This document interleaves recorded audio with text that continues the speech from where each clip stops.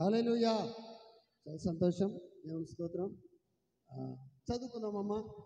మొదటి కొరింథీయులకు రాసిన పత్రిక 15వ అధ్యాయము 58వ వచనం. కాగా నా ప్రియ సహోదరులారా, మీ ప్రయాసము ప్రభువునందు వ్యర్థము కాదని ఎరిగి స్థిరులను కదలని వారును ప్రభువు యొక్క కార్యాభివృద్ధి యందు ఎప్పటికీ ఆసక్తులై ఉండుడి. హల్లెలూయా. యొక్క అపోస్తలుడైన పౌలు ఏమని చెప్తున్నాడంటే, ప్రభు కాగా నా ప్రియ సహోదరులారా అంటే ప్రతి ఒక్క వ్యక్తితోటి ఎట్లా మాట్లాడుతున్నాడు? ఒక సహోదర భావంతో మాట్లాడుతున్నాడు. హల్లెలూయా. అంటే ఏదో చీప్గా చూసి మాట్లాడట్లేదు.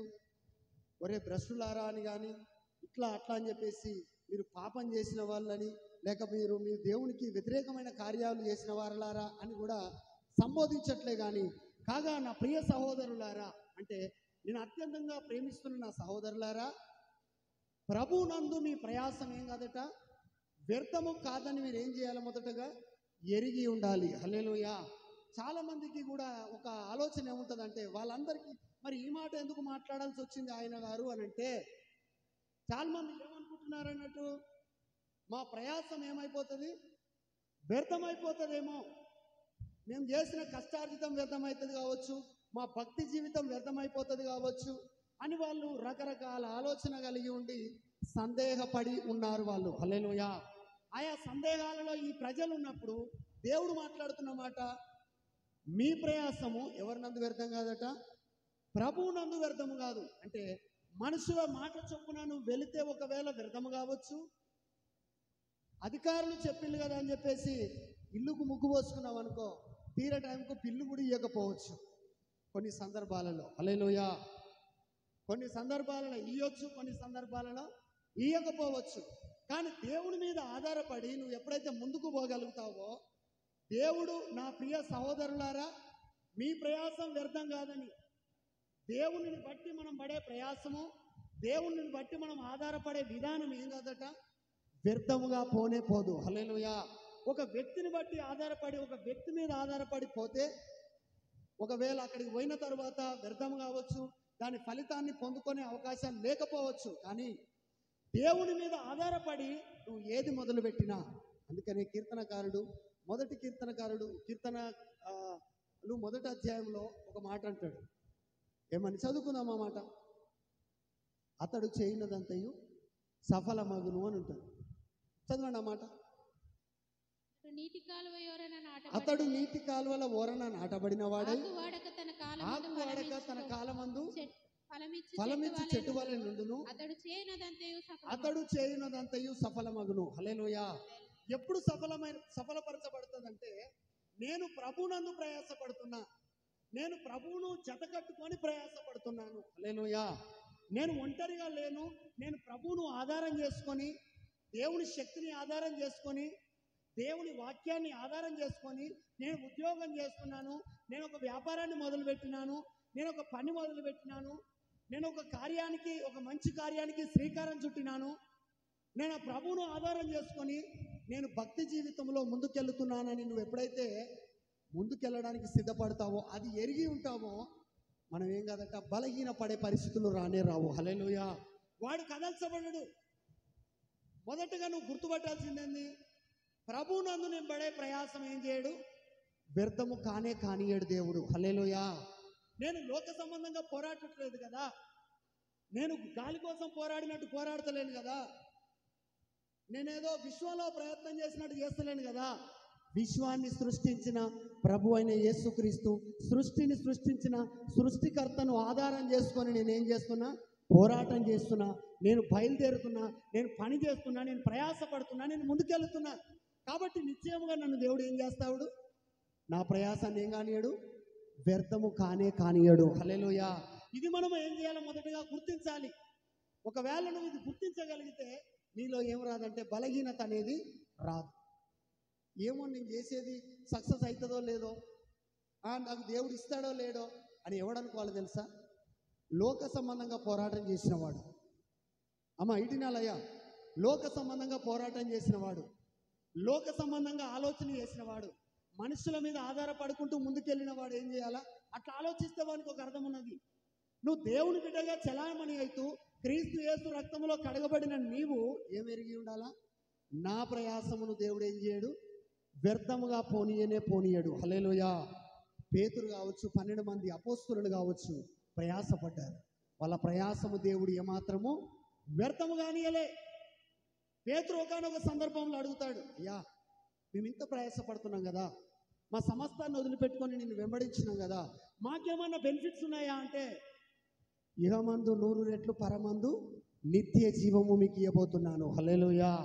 ఈరోజు నీకు కూడా అనిపించచ్చు, నేను ఇంత కష్టపడుతున్నా కదా, యేసయ్యను నమ్ముకున్నాను, యేసయ్యలో ఉండి బాప్తిసం తీసుకున్నాను, దేవుల్లో నడుస్తున్నాను కదా, నాకేమైనా ఫలితం వస్తుందా, నాకేమైనా దీవెన వస్తుందా, నాన్నేమైనా ఆశీర్వదిస్తాడా అంటే నిశ్చయముగా ఆశీర్వదిస్తాడు. నీ ప్రయాసం ఏది కూడా ఫెయిల్ కాదు, నీ యొక్క ప్రతి పనిని కూడా దేవుడు సఫలపరుస్తాడు అనే విషయాన్ని నువ్వు మర్చిపోకూడదు. హల్లెలూయా.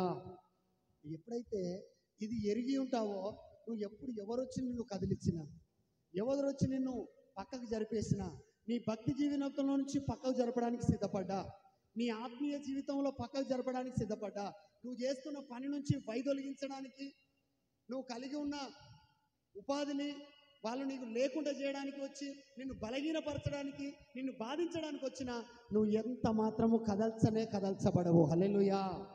నీతిమంతునికి వచ్చే ఆపదలు అనేకములు, కానీ దేవుడిని నమ్మినాడు వాడు నీతిమంతునిగా బ్రతుకుతున్నాడు కాబట్టి వాటన్నిటి నుంచి ఆయనే వారిని ఏం చేస్తాడట, విడిపించి తప్పించి నడిపించేవాడై ఉన్నాడు. హల్లెలూయా. మొదటగా నువ్వు ఇది గమనించాలి, నా ప్రయాసం ఏం కాదనుకోవాలి, ఈరోజు వ్యర్థము కానియాడు. హల్లెలూయా. ఎందుకు అది నీ ప్రయాసము? నువ్వు ఎవరిని బట్టి ప్రయాసపడుతున్నావు? దేవుణ్ణి ఆనుకొని ప్రయాసపడుతున్నావు. హల్లెలూయా. దేవుణ్ణి ఆనుకొని దేవుని ఆజ్ఞలలో నడుస్తూ నువ్వు పడుతున్న ప్రయాసాన్ని అయితే దేవుడు ఏం చేస్తాడు, వ్యర్థంగానే. నువ్వు మనుషుల మాటలు పట్టుకొని, వాళ్ళ మాట పట్టుకొని, వీళ్ళ మాట పట్టుకొని నువ్వు ప్రయాసపడి, నువ్వు ఉద్యోగాలు చేయనాయి, నువ్వు వ్యాపారాలు మొదలుపెట్టి, నాకు అన్న లాస్ వచ్చింది, ఇన్న లాస్ వచ్చింది, దేవుడు ఏం కాదు చూసుకుంటాడులే, గాలిలో దీపం పెట్టి దేవుడు చూసుకుంటాడంటే కూడా చూసుకోడమ్మా. హల్లెలూయా. గాలిలో దీపం పెట్టి దేవుడు చూసుకుంటాడని చూసుకుంటాడా? యేసయ్య దగ్గరకు వచ్చి కూడా సైతాన్ గాడు వచ్చి ఈ రాళ్ళని రొట్టెలు చేసుకొని తినొచ్చుగా అని అంటే, అవును నా పవర్ అంటే ఏందో చూపిస్తాను అన్నాడా? ఏమన్నాడు? మనుష్యుడు రొట్టె వలన మాత్రమే కాదు కానీ దేవుడి దగ్గర నుంచి వచ్చే మాట ద్వారా మాత్రమే బ్రతుకుతాడు, జీవిస్తాడు అని రిప్లై ఇచ్చినాడు తప్ప, సమాధానం ఇచ్చినాడు తప్ప, అయితే ఇప్పుడే చేసేస్తా అని చేయలే. హల్లెలూయా. అందుకని మన ప్రయాసం వ్యర్థంగా. మరి ఒక మాట చదువుకున్నాం, ఆ లూకా సువార్త 5వ అధ్యాయము 5వ వచనం.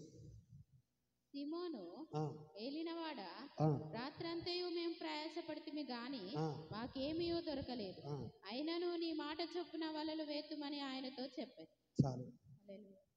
ఏమంటున్నాడు? రాత్రంతయు మేము ఏం చేసినాము, ప్రయాసపడ్డాం. అంటే ఎవరిని బట్టి ప్రయాసపడ్డారు వీళ్ళు?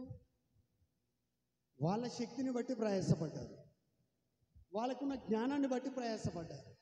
మరి మనకు కూడా చాలా సందర్భాలలో ఎదురు కావచ్చు, రాత్రంతా కాదు, ఈ 30 సంవత్సరాల జీవితంలో, 20 సంవత్సరాల ఈ యొక్క దాంపత్య జీవితంలో ఎన్నోసార్లు నా భార్యను మార్చడానికి నేనేం చేసినా, ప్రయత్నం చేసినా, ప్రయాసపడ్డా. నా భర్తను మార్చడానికి ప్రయాసపడ్డా, నా కుటుంబ ఆర్థిక వ్యవస్థను మార్చడానికి ప్రయాసపడ్డా, నా కుటుంబానికి రక్షణ వస్తుందని నేను ప్రయాసపడ్డా, నేను ఎలా ప్రవర్తిస్తే బాగుంటుందని కూడా ఎన్నో ప్రణాళికలు వేసినా కానీ అవి సఫలంగాలే. ఎన్నోసార్లు నా అప్పుల నుంచి నేను తీర్చబడాలని ఎన్నో ఆలోచనలు చేసినా కానీ కాలేదు అని చెప్పేసి నీకు ఒక సందేహం కూడా మన జీవితాలలో ఉండొచ్చు. హల్లెలూయా. అయితే వీళ్ళ జీవితాలలో కూడా అలాగే ఉన్నది. రాత్రంతా ప్రయాసపడ్డారు కానీ ఒక్క వలలో ఒక చేప కూడా పడలేదు. అట్లా అని చెప్పేసి వీళ్ళు ఏమన్నా జ్ఞానం లేనులా? చాలా జ్ఞానవంతులు, చాలా అనుభవజ్ఞులు. అంటే అదే సముద్రంలో ఎన్నోసార్లు చేపలు పట్టిన అనుభవం కావచ్చు. ఆయా సముద్రాలలో, ఆయా ప్రాంతాలలో చేపలను వల ఏ రకంగా వేయాలి, ఏ సమయంలో వేయాలి, ఎలా వేయాలో కూడా వీళ్ళకి తెలుసు. కానీ అదంతా ఎవరి జ్ఞానము? ఒక మనిషి జ్ఞానమే. హల్లెలూయా. మానవ జ్ఞానము చేత, యెహోవా జ్ఞానము చేత ప్రపంచాన్ని నిర్మించినాడట. దేవుడు జ్ఞానము చేత ప్రపంచాన్ని నిర్మించినాడు. ఈరోజు జ్ఞానము చేత నీ కుటుంబాన్ని ఎవరిచ్చే జ్ఞానము చేత? దేవుడిచ్చే జ్ఞానము చేత అయితేనే నీ కుటుంబాన్ని కట్టుకోగలుగుతావు. దేవుడిచ్చే ఆశీర్వాదం అయితేనే నీకు ఐశ్వర్యాన్ని ఇస్తుంది. దేవునిని బట్టి నువ్వు ప్రయాసపడితేనే ఆ ప్రయాసము వ్యర్థము కాకుండా అదంతా సఫలపరచబడుతుంది. హల్లెలూయా. మొదటగా నువ్వు అది తెలుసుకోవాలి. నేను చేసిన కదా, ఇన్ని రోజులు కష్టపడ్డా కదా, ఫలితం రాలేదు, కష్టపడ్డా ప్రమోషన్ రాలే, ఎంతో కష్టపడి పనిచేసిన నేను ఉద్యోగం చేసే కాడ నా సంస్థలో, కానీ ఏమాత్రం నాకు బెనిఫిట్ అనేది, ప్రమోషన్ అనేది కనబడలే, లాభసాటిగా ఏం మార్చబడలే, రాబడేం రాలేదు అనిపించవచ్చు. అయితే దేవుడు ఏమంటున్నాడు? అది నీ సొంత జ్ఞానం చేత నువ్వేం చేసినావు? ప్రయాసపడ్డావు. నీ జ్ఞానం చేత స్వబుద్ధిని ఆధారం చేసుకొని నువ్వేం చేసినావు? ప్రయాసపడ్డావు. స్వబుద్ధి అంటే సొంత బుద్ధి. కొందరికి సొంత బుద్ధితోటి ఆధారం చేసుకుంటారు. కొందరు ఎవరి బుద్ధి ఆధారం చేసుకుంటారు? బంధువుల బుద్ధి కావాలి కొందరికి స్నేహితుల బుద్ధి. వీనికి బుద్ధి ఉండదు. అసలు నీకు బుద్ధి జ్ఞానములు ఇచ్చేది ఎవరు? ప్రభు అయిన యేసుక్రీస్తు. హల్లెలూయా. నీకు బుద్ధి కావాలన్నా, జ్ఞానం కావాలన్నా, సర్వ సంపదలు కూడా ఎవరి దగ్గర నిక్షిప్తమై ఉన్నాయి? జీవము కలిగిన ప్రభు అయిన యేసుక్రీస్తు దగ్గర నిక్షిప్తమై ఉన్నాయి. హల్లెలూయా. అందుకనే దేవుడు ఒక మాట చెప్తాడు, ఏమనంటే, మీలో ఎవరికైనాను జ్ఞానము కొదువగా ఉన్న ఎడల వాడిని ఎవరిని అడగాల? దేవుణ్ణి అడుగు. నువ్వు ఎలా ప్రయాసపడాలో నీకు అర్థం కాకపోతే దేవుణ్ణి అడుగు. నీ పిల్లల్ని ఎలా పోషించాలో, ఎలా పెంచాలో అడగకపోతే, నీకు అర్థం కాకపోతే యేసయ్యని అడుగు. వాళ్ళకి ఎలా బుద్ధి చెప్పాలో దేవుడు నీకు జ్ఞానం ఇస్తాడు. కాకపోతే మనోళ్ళు ఏం చేస్తారంటే, నేను నీకంటే పెద్దోని కదా, నేను నిన్ను కన్నరా, నేను నిన్ను కన్నా, నిన్ను ఎట్లా తిప్పాలో నాకు తెలుసు. నీకేం తెలుస్తుంది? ఆడు నిన్ను తిప్పకుంటే చాలుగా. హల్లెలూయా. వీళ్ళు అంటారు డైలాగులు, ఏమని? నేను నిన్ను కన్నా, నిన్ను ఎట్లా తిప్పాలో నాకు తెలుసు, నిన్ను ఎట్లా మారవాలో నాకు తెలుసు. నీకేం తెలియదు, నువ్వేం మారవలేవని కూడా గుర్తుపెట్టుకో. ఏమని ప్రార్థన చేయాలి తెలుసా? వానితో అట్లా ఛాలెంజ్ చేసాడు కాదు. ఏమని? యేసయ్యా, నువ్వు నాకు కుమారుని ఇచ్చినావు కదా, వాడిని పుట్టించింది నువ్వే కదా, వారిని మారవడానికి తగిన జ్ఞానం నాకు ఇయ్యి. హల్లెలూయా. వారిని బాగు చేయడానికి, నా కూతురును బాగు చేయడానికి, నా కుమారుని బాగు చేయడానికి, నా ఆర్థిక వ్యవస్థను బాగు చేయడానికి. ఆరోగ్యం ఏమైనా ఫాల్ట్ వచ్చిందనుకో, ఈ ఆరోగ్యాన్ని ఎట్లా సరి చేయాలనో ఎవరు తెలుసట? నాకు తెలుసు అంటాడు మనోడే. దాన్ని ఎట్లా చేయాలో నేను చేస్తా, కానీ నీకు ఎందుకు ఆగు అంటే, కోతిని చేయబోతే కొండంగా అవుతుంది, పరిస్థితి మొత్తం చేయి దాటిపోతుంది. అందుకని ఏం చేయాలా? నీ సొంత బుద్ధిని ఆధారం చేసుకొని నువ్వు ప్రయోగాలు చేయకు. కొందరు ఏం చేస్తారు? ఇంటికల్లా ఊడిపోతున్నాయి అని చెప్పేసి ఏం చేస్తారు? సొంత ప్రయోగాలు. ఆ సొంత ప్రయోగాలు ఉన్నకాడికి కూడా ఉడవికేస్తాయి. ఉన్నకాడికి పోతే ఇక ఉండవు. డాక్టర్ దగ్గర పోతే ఏం చేసినావమ్మా అంటే చెప్పడు. ఈ సొంత ప్రయోగాలు చెప్పరు, కానీ ఏమో ఊడిపోతున్నాయి అని అంటారు.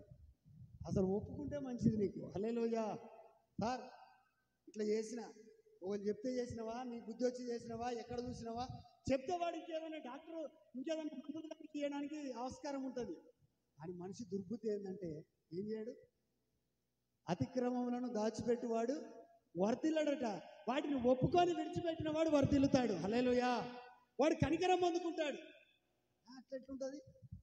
ఈ సొంత ప్రయోగాలను అక్కడ పక్కన పెట్టి, వీళ్ళు చేసిన చేతలని పక్కన పెట్టేసి మళ్ళీ ఆడికి వచ్చి ఏం తెలియనట్టుగా నా దగ్గర కూడా చాలామంది వచ్చి అట్లా మాట్లాడుతూ ఉంటారు.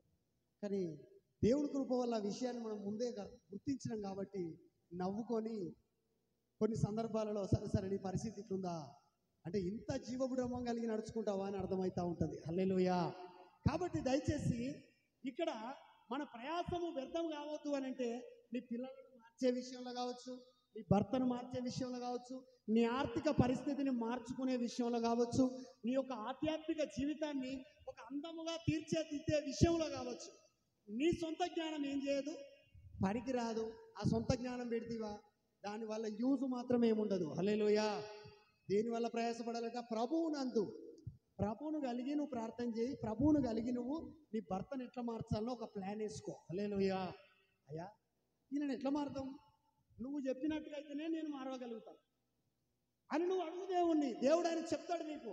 ఆ త్రోవలో నువ్వు నడిచినప్పుడు ఏం చేస్తావు? నిశ్చయముగా గమ్యానికి చేరుతావు. నువ్వు అనుకున్న దాన్ని ప్రభు కృపలో సాధించగలుగుతావు. హల్లెలూయా. ఎవరు నిన్ను కదిలించలేరుగా, ఎవరు నిన్ను బాధించలేరు. కాబట్టి దయచేసి ఇక్కడ రాత్రంతా చేపల కోసం ప్రయాసపడ్డాడు, కానీ ఒక్క లాభం ఏమాత్రం లేదు. కానీ చివరికి ఏం చేస్తున్నాడు? యేసయ్య వచ్చేసి, అరే బాబు దోణిని కొంచెం లోతుగా నడిపియండిరా అంటే ఏమంటున్నాడు? అయ్యా లోతుగా నడిపిస్తే ఏం లాభం? ఇదంతా ఈ సముద్రం అంతా గత రాత్రి ఏం చేసినాం? మేము గాలించినాం. గత రాత్రి సముద్రంలో చేపలు పట్టడానికి ఎంతో ప్రయాసపడ్డాం, కానీ ఒక్క చేప కూడా పడలేదు. మళ్ళీ నువ్వు వచ్చి ఏమంటున్నాడు? ఈయన కూడా వాళ్ళ ఆ సముద్రంలో వేయమంటున్నా, వేరే సముద్రంలోనే అక్కడే ఏమంటున్నాడు. ఎక్కడ దేవుడు ఎక్కడ తీసుకుపోతాడు తెలుసా? మనిషి ఏంటంటే పాత సామాను ఖరాబ్ అయితే కొత్తది కొనుక్కోమని చెప్తారు, ఉచిత సలహా. ఏమని? కొత్తది కొనేసేయి అల్కగా. సరైన వ్యక్తి అయితే ఏమంటాడు తెలుసా? ఆ ఉన్నదాన్ని నేను బాగు చేస్తాను, దగ్గరికి తీసుకురా. హల్లెలూయా. ఎవడైనా తాగుబోతూ ఇట్లా అయిపోయింది అనుకో, ఏమంటారంటే కొందరు ఇచ్చే ఉచిత సలహా అయినా, ఇక వీళ్ళు ఇష్టపెట్టి వేరే పెళ్లి చేసుకో. ఇక నువ్వే చెప్పాలి, ఏ ముచ్చట ఇంకెవడు చెప్పాడు? ఇక ఉద్దర సలహాలు, ఉచిత సలహాలు, ఉద్దర ముచ్చట్లు ఇవన్నీ. హల్లెలూయా. కుటుంబాలను కట్టేటోడు ఏం మాట్లాడతాడు తెలుసా? నువ్వు ప్రార్థన చేయి, నీకోసం నేను ప్రార్థన చేస్తా, ధైర్యంగా నిలబడు. ప్రభు ఆజ్ఞను బట్టి, ప్రభు ఇచ్చే ఆలోచనను బట్టి నీ భర్తను మారుస్తాం, నీ భార్యలో ఒక మార్పు తీసుకొద్దాం, నీ కుటుంబ ఆర్థిక వ్యవస్థలో ఒక మార్పును తీసుకొద్దామని నిన్ను బలపరిచేవాడు. ఆ బలపరిచే మాట ఎవరిదో తెలుసా? ప్రభు అయిన యేసయ్యది మాత్రమే. అది ఉచిత సలహాలు ఇస్తూ ఉంటారు. ఏమని? ఆయనను వదిలిపెట్టి ఇంకో ఆయనను చేసుకో, ఆమెను విడిచిపెట్టి ఇంకో ఆమెను చేసుకో, నువ్వు ఏగలేవురా బాబు. ఇక నువ్వే తప్ప చెప్పాలి, ఇక ఎవరికి తెలియదు ఈ ఆలోచన. సరైన కుటుంబాలను కట్టేటోడు ఏం చెప్తాడు? బలపరుస్తాడు. ఆ యొక్క జరిగిన సన్నివేశాన్ని సరిచేసి మన కుటుంబాలను బాగు చేయవాడు ఆ ఒక ప్రభు అయిన యేసయ్య మాత్రమే. హల్లెలూయా.